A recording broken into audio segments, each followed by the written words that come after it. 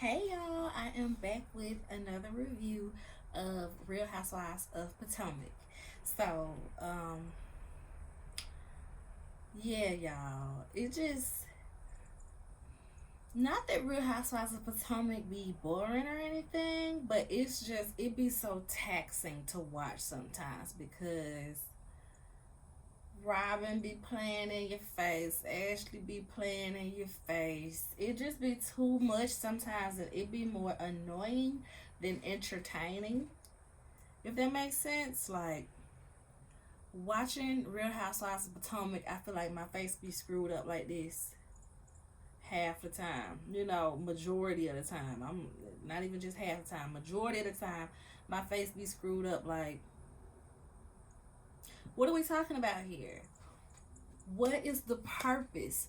Who are you trying to convince? Why are we doing this? But Real Housewives of Potomac is one of those shows that I think I watched. No, I didn't watch it from season one. I think I started halfway through season two when it was airing, and that's when I kind of, started enjoying the show and everything like that. Although people, it's a very controversial conversation about Ashley and if she's good TV and if she's good for TV. But I feel like she be doing too much. She be doing too much. But we'll get to that, y'all. First, we'll start off Real Housewives of Potomac, Season 8, Episode 2, Home Sweet Drama. So we start off with Ashley's with her mama Sheila and her wig, and they go plant shopping for the housewarming party. Her mom is like, "Oh, you always planning stuff when I'm busy. I can't go because I gotta work." Her mama gotta work, but she's like, "Your Uncle Lump coming," and she runs her down the guest list, and everybody's invited pretty much except for Candace. So she also talks about how she invited her new friend NECA. And they flash the screen like you know how they do, like, oh, okay, here's NECA. And we see NECA, and she asks her, "Oh, have you ever met Wendy before?" And she's like, "Yeah, Wendy knows my cousin in law. Like, we met at a concert, we talked for a little bit. Yeah, she seemed nice. She seemed nice." And Ashley was kind of like, "Oh, okay." And you could tell after watching Ashley for almost 10 years now, you could tell that Ashley in that moment felt like her plans was gonna be thwarted. But oh no, girl, you still got HE double hockey sticks to carry. So we'll get there. So Sheila asks her about Michael suing Candace. She claims that she don't know much about it, but she said, yeah, it really affected his businesses. Yeah, it really affected business for him. And that's so crazy to me because it's like you trying to sue Candace for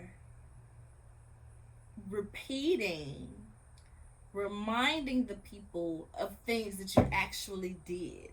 It's not like Candace is making up rumors. You have grabbed butts. You got sued for grabbing butts, Michael. We have on camera, I think it was a season one, where you grabbed Katie's boyfriend's butt.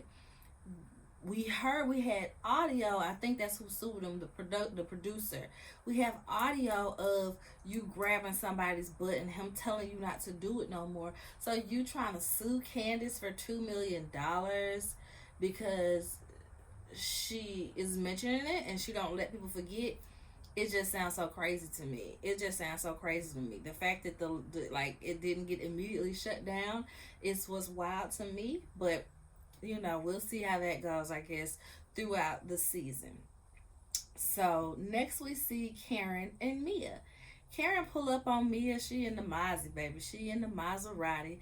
Mia goes for a hug, and Karen is like, nope, we're gonna handshake, and they put it down in the caption, acquaintance handshake. So Karen is still mad, and rightfully so, because Mia was spreading the rumors that Sharice said about how Karen was dating some guy that's a restaurant owner and she was getting busy in the bathroom. And like I said, y'all, I totally believe that Karen can have her some boy toys. Ray is an old man. I don't think he's trying to keep up with Karen and her new body and her new face like that. And I told you in previous seasons, he said she's allowed to have candy as long as it stays candy. And I always specifically note he did not say eye candy. He did not say eye candy. He said candy. So it's given the same arrangement that Gordon and Mia had, where go get your needs met, but don't let it affect the kids. Don't let it affect, none of our marriage. Don't let it be broadcast. Basically find you somebody with something to lose and have that man sign an NDA and go do you, boo boo, because Ray can barely get up and down them stairs, baby. He is not trying to mount Karen Huger. So, although I believe that, I do not believe for one second that Karen is getting busy in public bathrooms. Karen strikes me as somebody who probably don't even want to go into a public bathroom to use the restroom, let alone in there getting busy. Like I said on the last episode, now if you had sat in the back of the limo with blue eyes, who knows? But in a public bathroom, it just don't even sound believable. But this came, Sharice said it, and Mia spread it, and so now Mia is kind of, well, it wasn't a lie. Someone told me that. Okay, girl, well, you can't say if it's a lie or the truth, because if somebody told you, you don't have no way of verifying it either. It's still a rumor. Whether you feel like it has some truth to it or not, it's still a rumor, my dear. So, Karen is basically, she pulled a Nene. I have never done you wrong. She might as well have said that.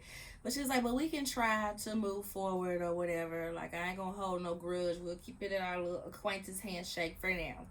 So then she talks about, she asked me, is she okay? How are you?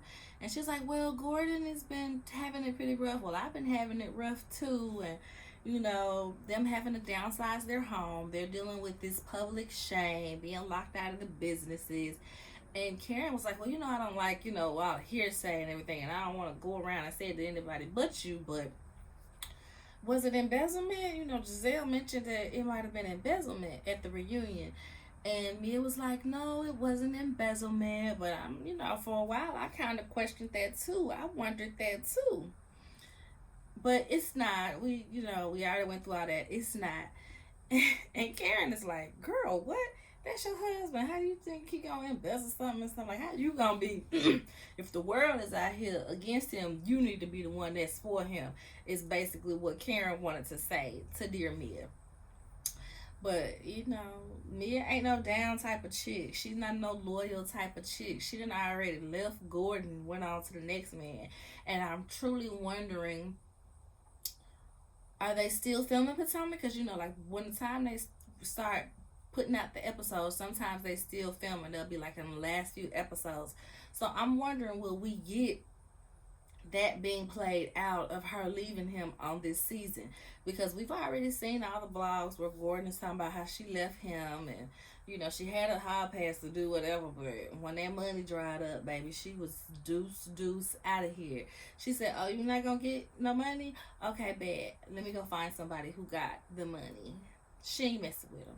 So she then tells Karen that she's not drinking anymore. Oh, but I drink wine, because you can get that at the grocery store, so it's nutritional. Girl, what?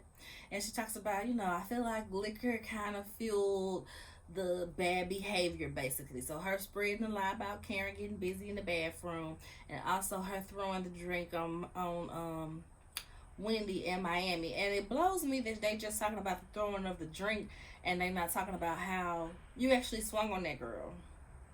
And didn't Mia end up breaking a nail? Because when she swung, I think her hand hit the chair or something like that, if I'm not mistaken. So, like, Mia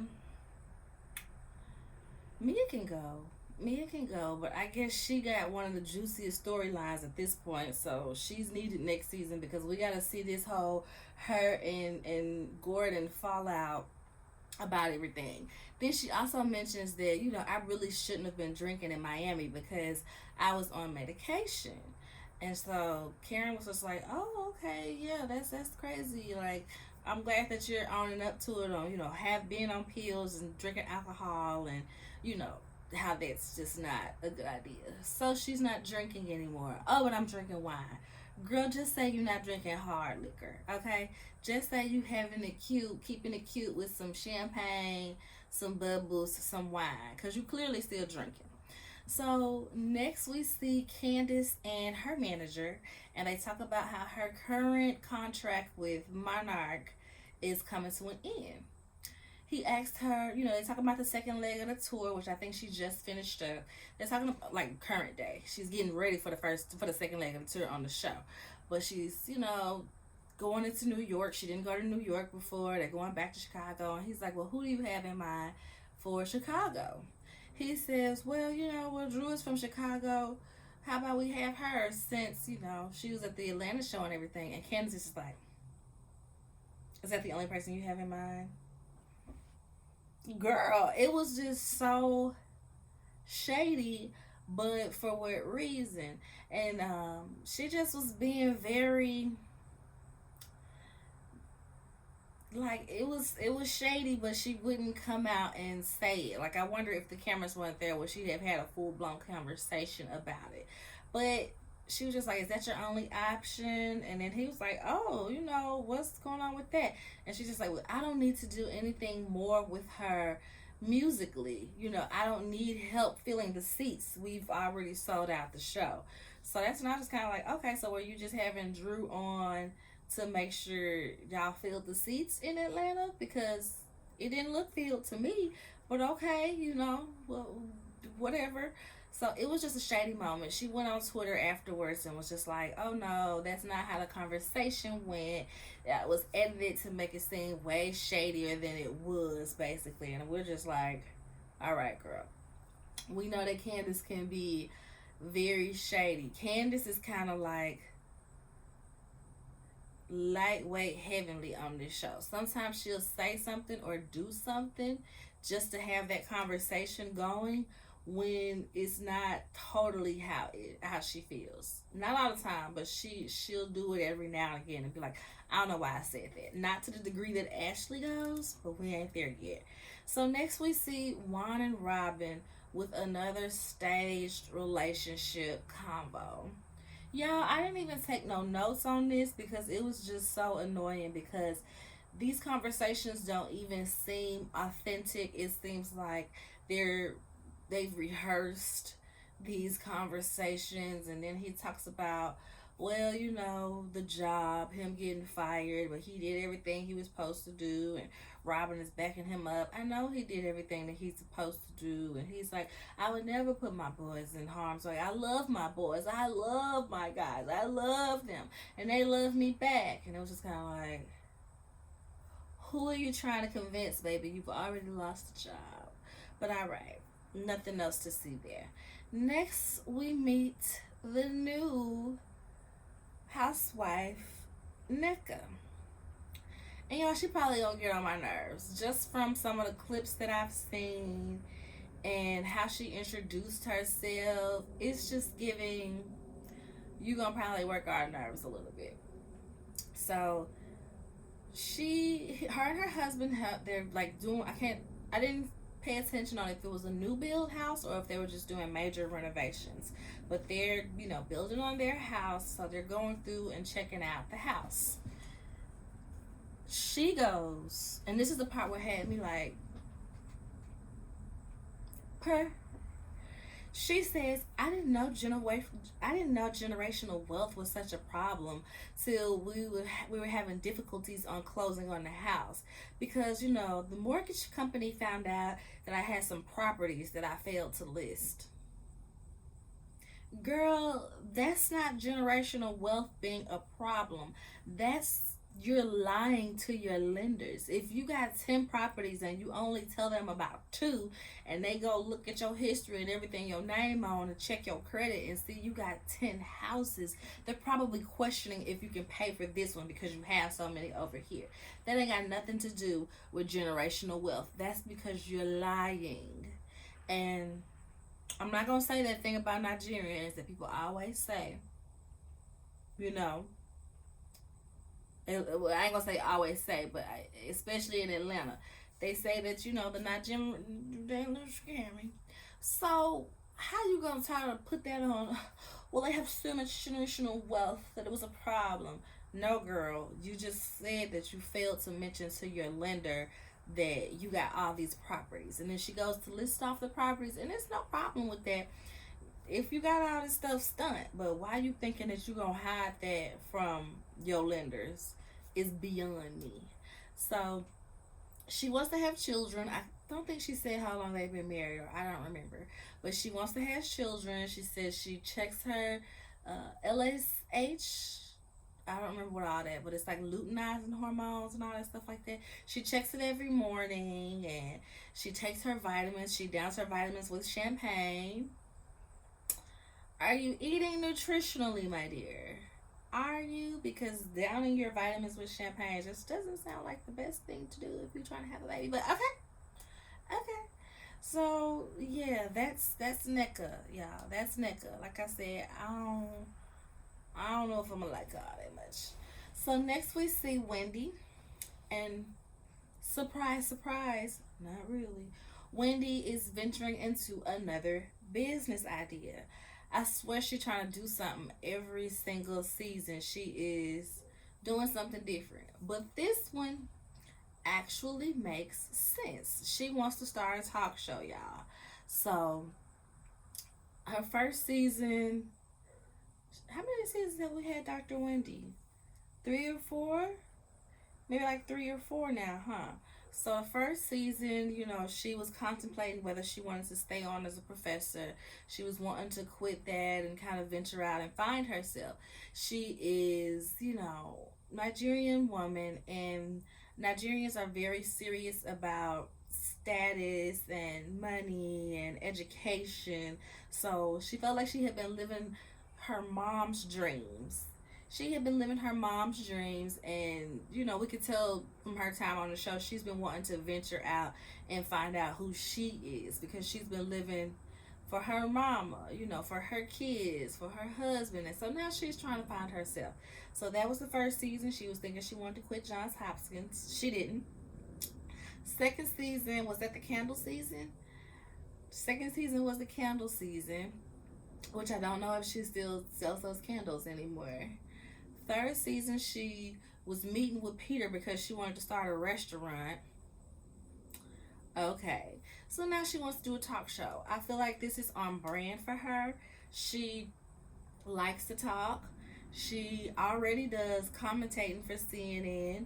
She is educated. She can give, some of those politics with, maybe make it lighthearted. I feel like she's doing with her profession like I'm doing with Hood Health Report. We're going to talk about what we really talk about, but it could be a little lighthearted too. It ain't got to be so serious and stuffy like we already see it out in the media. So I'm actually looking forward to see what Wendy does with that, because I am terrible with keeping up with politics, y'all. So if somebody puts it in a way that makes it a little bit more palatable, I think that will be good for not just me, but for a lot of people who be just misquoting and not paying attention, and especially with what's going on now.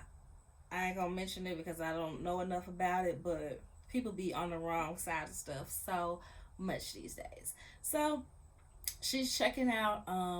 They say it's a studio. It looks like an apartment. It looks like a townhouse to me. And she's saying, well, if I do an interview with Yvonne Orji and we want to cook some Nigerian food, we can go over here to the kitchen, or we can go over here to the little breakfast nook, or we can be over here on the couches. And the lady is like, she got her, I don't really know what the lady, I couldn't remember who the lady was. I guess she's like her producer. I think she said she's her producer. So the producer's talking to her, and she's just like, yeah, you still haven't set me a budget. You still haven't given me a specific budget. She was like, yeah, I know I haven't gotten the budget together yet, but I know we're over it already. And I'm just kind of like, okay. I mean, they make money, so it ain't like it's gonna make them broke or nothing to be over budget. But I know, you don't want to start off on the upside of your budget. So she's talking to the lady. She's like, okay, we gotta, find a PA.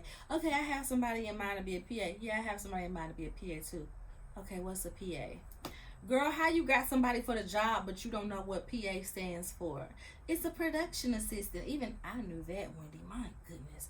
Wendy just be jumping into stuff just for the sake of jumping into stuff. But like I said, since this is already in her scope of what she does, I think this one will stick. Alright, so next we see Karen invite the light skinned girls to Pilates as she prepares for what she calls triple 20. Girl, you're turning 60. Just say you're turning 60. So she has, the light skins -1 because Robin wasn't there. So it was Mia, Ashley, and Giselle. I was like, my God, this is so much light skin for one room. It was just too much for me. So she is being all dramatic. Y'all know how Karen is. She gotta put 20 on 10 for everything. She just gotta be so extra. She went and had all her labs done, making sure that she is healthy and everything like that. Things that people should do. And she's being all dramatic about there being a 5% calcium buildup in her heart or whatever. Like, girl, bye. And so what tripped me out about this scene is like, as soon as the instructor was like, okay, we're gonna get started, Karen was like, okay, y'all, let me tell y'all about, my health and stuff. Let me tell y'all about everything and this, that, and the third, and why we really here, and this, that, and the third. And the instructor just standing there like, right now? You done? She not done. Okay, let's get started. Like, the instructor was just as confused as I was, girl. So, like I said, they're in Pilates class, so they're on the reformer, and y'all, them classes is hard. I did a reformer class once, and it was just the intro class, so it was just 30 minutes and not even a full hour, and baby, my leg was in there like, because you got to put your leg in the straps, and you got to have your hand in the straps, and pull your body weight down, and you sliding on the little reformer, and you can change the weights. You can like add the rings or take the rings off. Baby, I wanted to sneak and pull some of that weight off so bad because I was struggling. But anywho, back to the show. They finished their Pilates class, and afterwards they talk about her and Mia, how, they had a little awkward handshake or whatever. So Karen talks about how Mia apologized and came to her about saying we shouldn't spread the rumors and everything. And Giselle is like, oh, so that means you're going to apologize to Robin for the rumors then, right? And Karen, in a roundabout way, is like, okay, yeah, I can do that because I can admit it wasn't something that I knew for fact, basically. It was a rumor. So, all right, cute. Okay, we got it. Yeah. Last scene, we see Ashley's housewarming. Her house is cute. Some people were trying to play her house. Who was that? What was I watching? Heavenly and Carlos King. They do their little reality weekend review on Mondays. So I think I'm going to always do these on Tuesdays so that I can kind of have Heavenly's commentary for Marriage and Medicine like lumped in there. So because she said, didn't she downgrade? It looked like she downgraded. It's like, no, she got kids. She don't need all this sleek middle, this, that, and the third that she had in the penthouse with Michael. She needs something airy and warm and light for her kids. But I think it's a cute little house. It's like giving beach vibes. She said, reminds of her the beach house they have in Bethany that she took them to with them twin beds that she put Giselle and Robin in with no AC. And I'm like, yeah, it looks, very similar to that. So, in the backyard where the party is set up, she only had 2 tables. And I'm like, she named more than 2 people that's coming to this party. I mean, more than 2 tables worth of people that's coming to this party. I thought it would have been a couple of more tables out there. But okay, that's not important. She got the bartender and all that, got the food. It looks very nice. Next, she's talking to Giselle and Uncle Lump. I think Giselle was like the first to get there. She brought her two like 6-packs of Corona because she know that's what that girl drink. That made me giggle. Seeing Giselle walk up there with them 6-packs. So Giselle and Uncle Lump are sitting there talking, and she talks about how her and Michael took the kids to the Bahamas. And Uncle Lump is like, I didn't know he was there too. And Giselle was like, oh, you didn't know? You didn't know? Oh, okay. Giselle knows she's bread and tea, child. She knows she doing what she do. And Uncle Lump was just like, okay, whatever, it's not my business. I stay in my lane. I stay in my lane. Giselle said, do you? And I was cracking up because Uncle Lump is like a dad to her. So no, he don't stand in his lane per se. Like he do, but he don't. He don't step out of bounds. You know, he might be a little out the lane, but he don't be like talking at the side of his neck. He just be genuinely concerned for Ashley. So he was like, well, I try to stay in my lane. I might veer off every now and again, but hey. So next, Wendy, well, everybody's getting there basically. We see Sharice get there. We see Mia get there. So I think Wendy is one of the last housewives to come on in. She's not the last, but she's one of the last at this top of the moment. And she comes in, hugs Ashley. When she hugs Ashley, Giselle kind of steps to the side like, oh no, girl, don't talk to me. And then she kind of gives Sharice like a, hey girl. And Sharice like, nah girl, you can hug me. And so they come in for a hug or whatever. And then kind of skips right over Mia like she ain't talking to Mia neither. So that cracked me up. So I think she gave him a tour of the house at this point. And yeah, Ashley got a room for her closet, and then the two closets, and then the boys' room, and then her room. But that we didn't see what the other room was. I wanted to see what the other room was. You're giving a grand tour. Give us the grand tour, girl. And so they get back downstairs, whatever, and Deborah walks in. She had a Sesame Street like glow in her eyes. That Deborah. I will always remember that scene where if they were at the table because, and I don't like talking about nobody's looks, but Deborah is so funny looking, y'all, and she thinks she's just the finest thing walking this earth, and it be blowing me because it's like chicks really think because they light skin with long hair that they that girl. And when they was at that table last season, and I think it was Robin who was like, that's the girl who, you know, said Chris was flirting with her. Candace was like, her? Baby, Candace didn't even blink twice because she's like, I know you lying trying to say that my husband gonna go from this to that. Like, girl, stop the madness. And I'm with Candace, stop the madness. And she also had the happy Eddie smiling all in my face, smiling all in my face. I wouldn't have thought that he was married the way he was smiling in my face. Girl, nobody's going from Candace and Wendy's gorgeous selves to come and try to cheat with you on camera in front of their wives, in front of their friends. Like, be for real. So when Wendy saw Deborah walk in, she had the stankiest face. She was just like, and just walked on outside. Her and them shoulder pads walked on outside, y'all. Wendy's dress was like this. It was cute in a fashion type of way. With the pleated skirt and the you know, shoulder pads, but you know, yeah, shoulder pads. So what's next?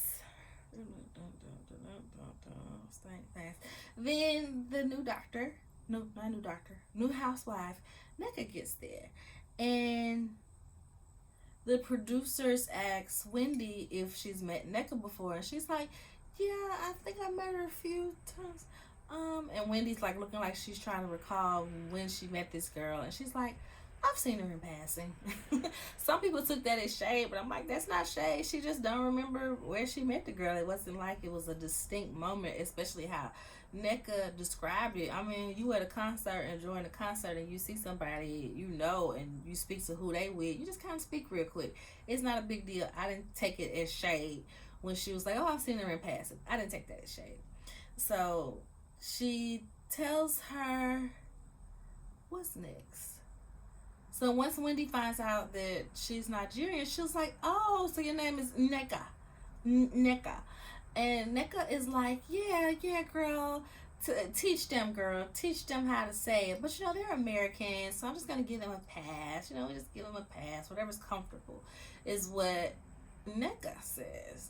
And it was just kind of like, okay, that's how you feel. I always feel away about, not necessarily feel away, but it always strikes me when people don't correct them on their names. I am very big on people pronouncing each other's names correctly. So I was with Wendy on there. Girl, no, tell them this is how you say your name. Not Nneka, Nneka. you know? And so Ashley in this moment is like, Wendy, can I talk to you? Can I talk to you for a second? Let's go. Let's go inside. I want to talk to you. Yeah, it's been like 2 hours and no mess has happened, girl. I'm just itching to start some shit. Okay, please hurry before my brain combust. I have to start some mess, girl. Come here right now. So Wendy's just like, okay, let's go. And they get in the house and they sit on the couch, and Wendy is just being so nice and so loving, and is truly pouring into Ashley so beautifully. Oh, I admire what you do. A lot of women don't leave and get it for themselves, for their kids, but you did that, and your home feels like love, and you're doing that for your boys, and I'm so proud of you. Yada yada yada, blah blah blah. Wendy is just really going on, pouring into Ashley, and Ashley is about to straight up lie to start to fuel this daggone feud between the Nigerian queens that annoyed me so badly. So they talk about how Deborah is there, and yeah, that's my friend. Even though I love her, I came to you and told you what was going on. So should I not come to you when I know something? And Wendy was like, nah, girl, you can come to me. You can tell me stuff. Okay, well, if that's the case, I got something to tell you now, girl. Okay, so she tells her how she met with Nneka, and she brought up the article about Wendy. Ashley is claiming that Nneka brought up the article about Wendy, about being Osu and her family's being cursed and all this and third. And we see the flashbacks show that Nneka is very much indifferent to it. Ashley is the one who brought it up. Oh yeah, I saw this article about Wendy and her family, being Osu and da da da. And Nneka was just kind of like informing Ashley of what that means. Oh, okay, well, that means that your family is cursed and, it's pretty much abolished. She kind of acts like, do you know why she's shunned? Do you know why they would say that? And then she was just kind of like, no, I just saw it in an article, yada, yada, yada. And then Nneka is just kind of like, okay, well, I mean, I don't think she's cursed. I know my family isn't Osu, but I haven't heard anything. Like, okay, girl, if you say so. And Nneka gave like, okay, why are you bringing this up? Did you just want to know what some of these words meant? Did you want to know what it meant to our society? And she was just very indifferent about it. It don't look like she declared this is how she feel either way. She just informed Ashley and moved on. But Ashley is bringing it to Wendy as if Nneka was talking trash. And production asked her, the way you took it to Wendy was like Nneka was talking trash. And Ashley does her little, is that what it seemed? Well, that's kind of how I remembered it. That's how I remembered it. Oh man, blame the tequila. Oh my gosh, how embarrassing.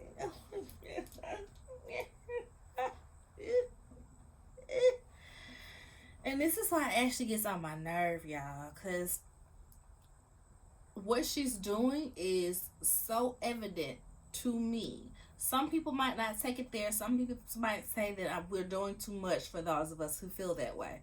But after last season and them having that piece of a colorism conversation, because Candace feels like people come down on her much harder than they do a Giselle, much harder than they do Ashley.